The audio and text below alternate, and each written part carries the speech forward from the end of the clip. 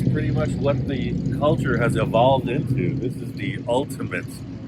If you're going to come out here and off-roading machine. Yeah, if you're going to come out here and try to prove something, this is going to dominate pretty much Heck everything yes. else in the parking lot. Ian Roussel wasn't just a craftsman. He was a force of nature in the world of custom automotive building, creating stunning works from rusted scraps in the unforgiving Mojave Desert. But behind every breathtaking curve and perfect weld hid a story of relentless hardship few ever saw. What happens when a man who pushes his body and craft to the limit finally meets the breaking point? For nearly a decade, Ian's relentless work ethic amid blistering heat and grueling hours shaped a television legacy admired worldwide.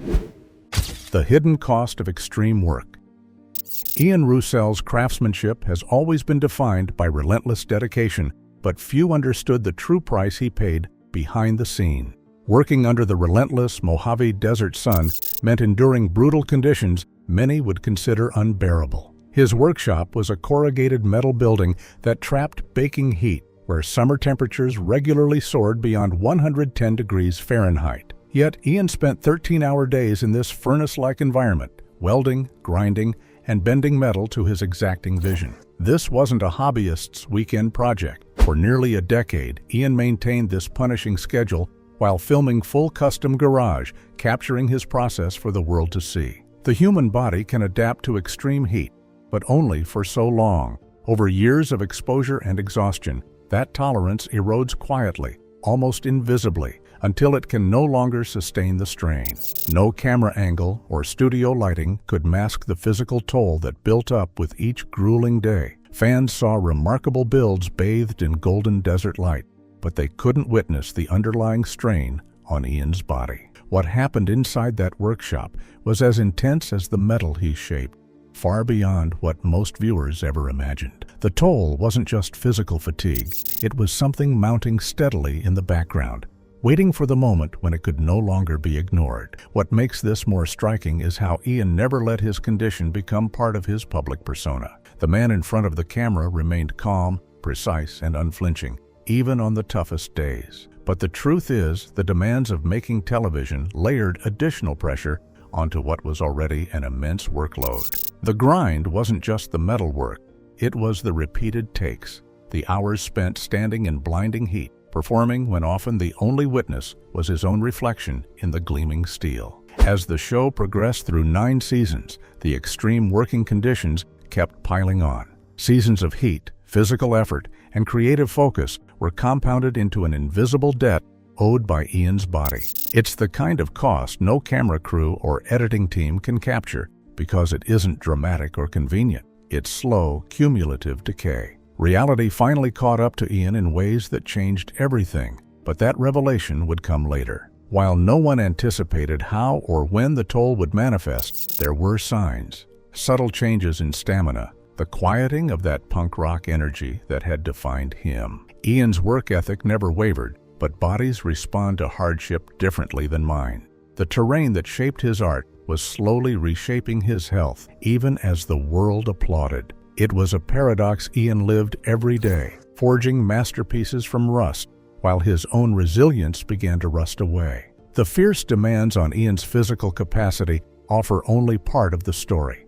To understand the full picture, we have to look back at how he came to be this kind of craftsman in the first place. Ian's unconventional journey to mastery.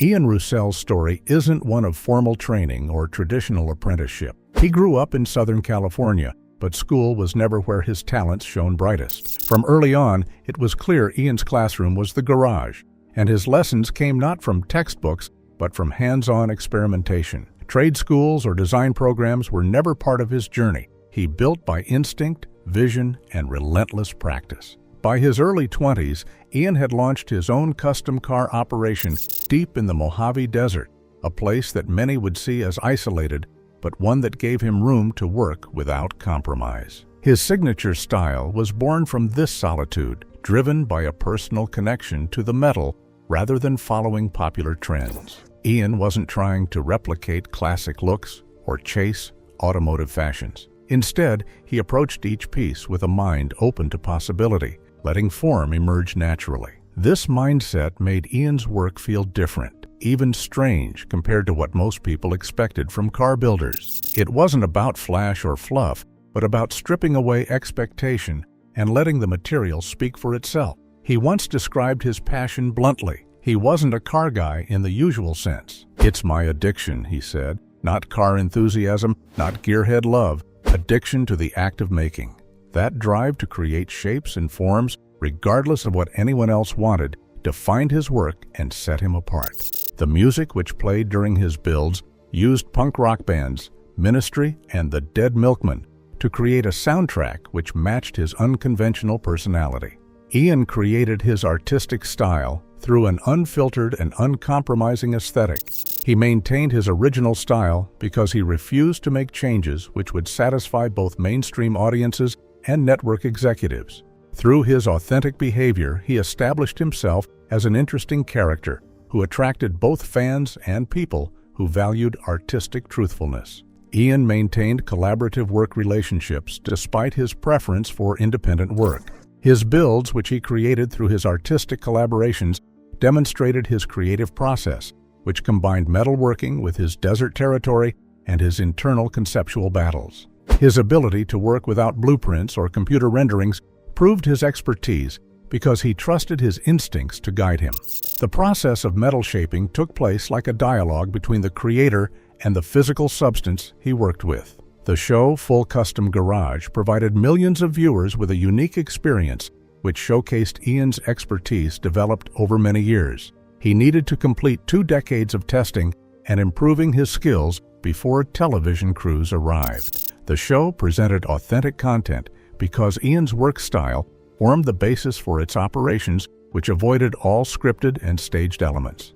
The artist worked in a silent environment which featured basic elements to create his detailed work. The partnership that supported and sustained this singular vision was quiet but essential, and it shaped the reality behind the scene's solitary image. The role of partnership and isolation. Although Ian Roussel's work appeared intensely solitary, he was never truly alone in his endeavor. His wife, Jaime, served as a crucial pillar behind the scenes, managing the complex logistics Ian's creative process depended on. Jamie handled client communications, production coordination, and editing long before the show premiered, steadily expanding her role as the operation grew. Where Ian crafted, Jamie built the infrastructure and held the business together. Their relationship was a silent partnership, one of trust and complementary skills that allowed the creative side, Ian's metalwork, to flourish without distraction. Jamie's work was invisible to most viewers, but critical to the show's very existence. From managing international commissions to coordinating schedules and edits, her steady hand ensured that Ian's vision reached audiences intact and authentic. This balance shaped the dichotomy of Full Custom Garage's presentation. On screen, it felt like one man alone in a desert workshop, welding under the unyielding sun. In reality, a small but tight-knit team supported every frame of footage and every client order. Jamie's presence off-camera was the often overlooked backbone that made the isolated genius possible. Ian himself was not a performer. He was shy and uncomfortable before the camera, seldom interested in the celebrity side of the show. Jamie's patience and facilitation helped make the production tolerable for someone who valued quiet focus over spotlight moments. Their partnership allowed Ian to stay true to his work without the distractions or pressures typical of television personalities. Operating in the unforgiving desert, Ian's workshop was far from the conveniences of urban life. There were no assistants, no apprentices working alongside him, only the vast, empty landscape and the challenge of creating art from raw metal. This physical isolation mirrored Ian's professional independence, reinforcing his unique creative rhythm. Yet this solitude was not loneliness. It was a space intentionally carved out for making things without compromise. Fans often traveled great distances to visit the shop, drawn by this aura of focused craftsmanship. But the reality was that Ian worked alone with minimal external input. His method demanded solitude to hear what the metal needed to respond in real time. Jamie's expanding role also meant the couple shared the growing demands of client management, production deadlines, and audience engagement. The work of building wasn't just in the shop, it was at the kitchen table, on phone calls, in late nights editing footage. That coordination made it possible for Ian to focus on what he did best while maintaining a professional presence in a highly demanding industry. What finally tipped the balance will be explored next, as the weight of years in the desert took its true toll. The collapse and its consequences. Years of relentless work in extreme heat finally forced a reckoning on Ian Roussel's body. Around late 2022 into early 2023, Ian experienced a serious heat-related collapse that marked a turning point in his life and career. This was not simply exhaustion or overheating. The symptoms were consistent with heat stroke, a dangerous condition that can lead to severe organ damage. For Ian, the consequences were especially grave, a form of kidney damage that could not easily be reversed. His kidneys had already been strained after years of working 13-hour days in a desert workshop where temperatures regularly exceeded 110 degrees Fahrenheit. The physical toll of grinding metal, welding, and exposure to intense heat compounded over time, pushing his body beyond recovery. Ian described the situation with candid, matter-of-fact clarity, not seeking sympathy, but simply stating the facts as they were. This was a serious medical event, the bill his body sent back after years of borrowing resilience. This collapse shattered a key part of Ian's identity, a man defined by endurance and a relentless work ethic. The idea of stopping was foreign, but his health forced him to face a limit he had never publicly acknowledged. The physical reckoning extended beyond his body, touching his spirit and challenging how he saw himself as a craftsman and television personality. It was a reminder that no matter how strong the will, the body has boundaries that cannot be ignored forever. The fans who had watched him perform for 9 years on Full Custom Garage saw him as a silent worker who remained hidden from their view because he experienced inner turmoil. The show had never dramatized this struggle, instead offering an unvarnished look at the craft, but keeping Ian's health struggles off camera. The public conversation about the collapse showed its full impact because it lacked any form of exciting presentation. The deep personal loss that occurred before the collapse brought additional pressure to the situation. Ian lost his dog, Dude, to cancer on May 5, 2022. Dude served as more than a pet because he became a core element of the show who appeared in every scene to show his authentic, friendly personality to viewers. His death affected the entire community who considered Dude to be an important member, not just a visual element of the show. The emotional impact of Dude's death affected Ian's health emergency. The man who developed a strong, protective facade needed to face his internal struggles because he found himself in a situation that made him feel vulnerable. Fans showed their affection for the show through their shared personal stories because they found emotional value in even the tiniest aspects of the show. The story demonstrated that metal-shaping activities operated as a fundamental connection between people that displayed their complete human experience. Behind every ending is often a new chapter waiting to be written, one shaped by reflection, renewal, and fresh possibilities grounded in experience. Loss, grief, and closure. The timeline of Ian Roussel's challenges illustrates how intertwined his physical health and emotional well-being became over this difficult period. The loss of Dude in May 2022 wasn't just a passing of a pet, it was a fracture in the emotional fabric that supported Ian's work and life. Fans felt this loss deeply because Dude had been a steady, familiar presence across nearly a decade of episodes, wandering through workshops and build sequences like a silent witness and companion. This kind of grief is hard to put into words, especially for someone like Ian, who was never interested in performance or drama. Dude's role was never a gimmick. He was part of the family, part of the creative environment, and part of what made the work feel real. When Ian shared the news, the response was immediate. A community united in mourning, not a television figure, but a living bond that had been shared with so many. It showed how much the show and its quieter moments meant to viewers beyond mere entertainment. But grief wasn't the only loss Ian faced. The Desert Ranch Workshop, the physical heart of Full Custom Garage, closed in September 2024. This wasn't just a building shutting down, It was the end of an era, the closing of a space that had hosted hundreds of builds, brilliant metalwork, and the first steps of a unique creative vision. For fans and fellow craftsmen alike, Desert Ranch was hallowed ground, emblematic of what one person alone could create in a simple space when dedicated to pure craftsmanship. Fans responded publicly and passionately to the news of the shop's closure. Photos and memories flooded social media, with many sharing stories of pilgrimages to the Mojave, just to stand outside and connect with the place where something special had been made. Custom builders credited Ian's work there with changing how they understood their own craft, saying that seeing him work in that space shifted their perspective on what dedication and skill looked like. Ian met this closure with the same unfiltered honesty he has shown throughout his career. He understood that clinging to the building after the chapter had ended would mean holding on for the wrong reasons. The shop may have closed, but the philosophy it embodied, the idea that one person could build lasting beauty from raw metal, would live on in the work and the legacy left behind. The closure was not sentimentality. It was a necessary reckoning with change. This moment captured the quiet grief that accompanies endings people weren't prepared to face but had to accept. The loss of Dude, the health crisis, and the shop's closure came in succession, layering pressure on a man whose work had always been about endurance and purity of expression. Together, they formed a profound accumulation rather than a single dramatic event. The resilience embedded in Ian's work, a reflection of years spent shaping metal under desert skies, proved that even when familiar doors close, new ones can open if you know how to build them.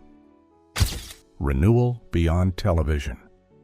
After stepping away from the pressures of traditional television, Ian Roussel embarked on a new creative chapter that reflected both freedom and authenticity. In January 2023, months before his final episodes aired, Ian and Jamie quietly launched the YouTube channel Full Custom Ian. This platform was a deliberate counterpoint to the constraints he had felt on televised builds. There were no strict time limits, no staged drama, and no edits to sanitize mistakes.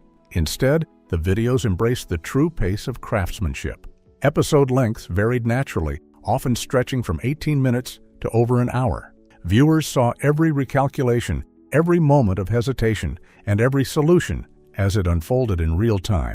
This approach didn't signal imperfection. It celebrated the creative process with raw honesty, capturing the full depth of Ian's approach to metalwork. Jamie stepped fully into her production role, shaping the footage with the same directness Ian brought to his builds, establishing an authentic connection with their growing audience. The response was immediate and heartfelt. Longtime fans described finally meeting the real Ian, the man behind the carefully crafted television persona. The YouTube channel now attracts an engaged international following, with social media platforms like Instagram growing quickly past 172,000 followers. Ian's appearance at events such as SEMA 2023 with Jamie confirmed that this new form of engagement was not about celebrity, but about sharing genuine craft and creative passion. The shift to YouTube allowed Ian to build without external pressures on pacing or narrative. His work expanded beyond project limits because he no longer needed to complete each project within an episode. His current research includes 3 areas which involve building rat rods from industrial equipment, designing lights based on racing legends, and updating previous work on the 1949 Metro van, which he is preparing for SEMA 2025. The renaissance happens because new possibilities replace previous restrictions, and new possibilities open wider than before.